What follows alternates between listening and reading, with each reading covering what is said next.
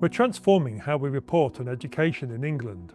From November, new report cards will replace current Ofsted reports, and they'll give parents, carers and learners themselves much more detail about schools, early years and further education providers. We consulted on this change earlier this year, and as a result of feedback from parents, education professionals and children and learners themselves, we've improved our plans. So, how will report cards work?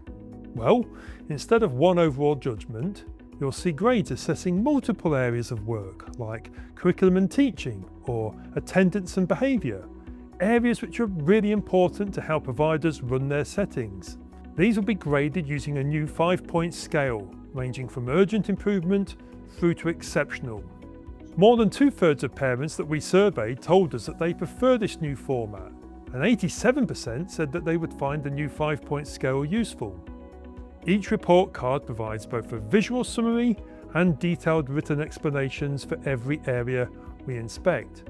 This means parents get the clear, at-a-glance information that they want, alongside the deeper, richer insight that they need to make informed choices about their child's education.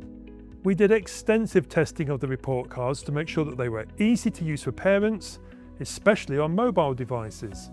I hope that you'll agree that these new report cards will give you much more detailed information to help you make the best choices when it comes to childcare and education.